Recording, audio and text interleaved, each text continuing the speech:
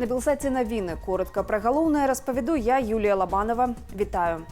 Знайсці вінаватых у пажары ў гандлёвым цэнтры Беларусі, даць справаздачу Лукашэнку аб расследаванні здарэння да пятніцы, загадаў старшыня лукашэнкаўскай адміністрацыі Ігор Крутой. У Віцебску адбываецца паседжанне штабу наконт гэтага надзвычайнага здарэння. Шукаць вінаватых Крутой параіў паводле лініі уласнікаў і арганізатараў бізнесу. Ён дадаў, ад арандатараў, маўляў, паступалі скаргі, але на іх ніхто не звяртаў увагі. Пажар у гандлёвым цэнтры Беларусь у Віцебску адбыўся ў мінулую пятніцу. Эвакуяваць давялося больш за 200 чалавек. У шпіталь даставілі 16 пацярпелых, сярод іх двое дзяцей. Плошча ўзгарання склала больш за 2000 квадратных метраў. У ліквідацыі пажару задзеялі 21 адзінку спецтэхнікі. Амбасада Беларусі ў Сірыі прыпыніла працу. Дыпламатаў адклікалі ў Менск.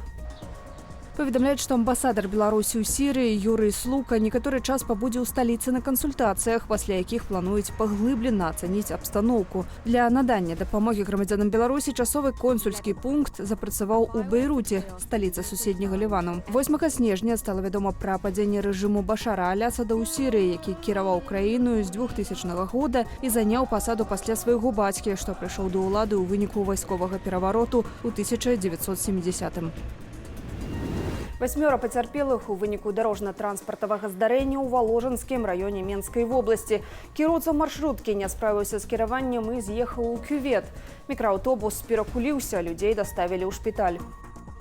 Транспарт кіраваўся маршрутам Першай і Вянец-Несвіж. Як паведамілі ў ДАІ, апоны задніх колаў мікрааўтобуса былі са зносам пратэктара вышэй за дапушчальную норму. Да таго ж на трасе М4 развярнула фуру. Яна перакрыла 2 паласы. Непрыязнае надвор'е, мокры снег, галалёд і вецер стварылі для кіроўцаў складаныя дарожныя умовы. ДАІ нагадвае пра неабходнасць трымаць дыстанцыю і бакавы інтэрвал паміж аўтамі. Будьце асцярожныя. Напісала скаргу на кіроўцу маршруткі, а ў выніку сама атрымала штраф. Пра выпадак у адным з абласных цэнтраў Беларусі даведалася выданне «Зеркала».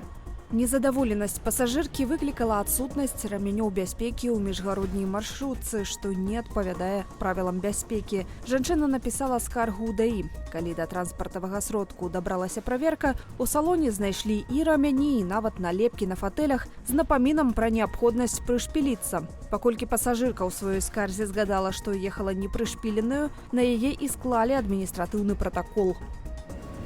Усіх 14 чалавек экіпажу другога танкера ў Керченскім праліве выратавалі. Іх эвакуявалі і даставілі на бераг. Інфармацыю пацвердзіў МНС Расіі. Напярэдадні падчас шторму ў Чорным моры на кавалкі разваліліся адразу 2 расійскія танкеры – «Волганафта-212» і «Волганафта-239». Апошні сеў на мель. Другі перавозіў мазут і пачаў тануць. На абодвух суднах былі 29 чалавек. Адзін загінуў. Следчы камітэт Расіі распачаў 2 крымінальныя справы па факце катастрофы. Пасля смерці чальца экіпажу «Волганафта-212» следства перакваліфікавала здарэнне на больш цяжкі склад. Парушэнне правілаў бяспекі, якія пацягнулі з неасцярожнасці смерць чалавека. У Майоце разбіраюць завалы пасля таго, як французскі архіпелаг у Індыйскім моры зазнаў наступства цыклону Шыдо. Колькасць ахвяраў па ацэнках мясцовых уладаў можа складаць ад сотень да некалькіх тысячаў чалавек. Цыклон разбурыў усё старое жытло архіпелагу і павырываў з каранямі дрэвы. У Майоце налічвалі да 100 тысячаў чалавек мясцовых жыхароў. Шыдо абрынуўся ў ноч на 15 снежня. Парывы ветру сягалі больш за 200 км за гадзіну. Гэта самы магутны цыклон на гэтай тэрыторыі амаль за стагоддзе.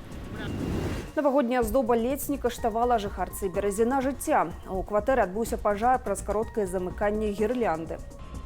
Гаспадыня спрабавала пагасіць пажар самастойна, пасля няўдалых спробаў выклікала службу МНС, якая зліквідавала ўзгаранне. Полымя паспела сапсаваць мэблю, закапціць столь і сцены. Сярод водарасляў і рыбаў сіятлаўскага акварыуму можна пабачыць незвычайнага насельніка – Санта-Клауса. Першапачаткова ідэя запусціць у акварыум Санту-дайвера ўзнікла як спосаб прыцягнуць турыстаў, цяпер жа сталася традыцыяй. Гэта такая цікавая рэч, якую можна данесці да людзей. Акварыум – гэта асаблівае месца. І мне падабаецца быць часткаю такой колькасці наведнікаў ды сем'яў, якія прыходзяць да нас. Пабачыць Санта-дайвера наведнікі сіэтлаўскага акварыуму могуць двойчы ў дзень у выходныя да 22 снежня. Даведацца актуальныя навіны можна і ў нашым тэлеграм-канале. QR-код на вашых экранах. Падпісвайцеся, калі вы жывеце не ў Беларусі, і заставайцеся ў курсе апошніх падзеяў. У мяне на гэтым уся інфармацыя. Падсумаванне інфармацыйнай карціны дня глядзіце о 20-й аб'ектыве. Заставайцеся з Белсатам.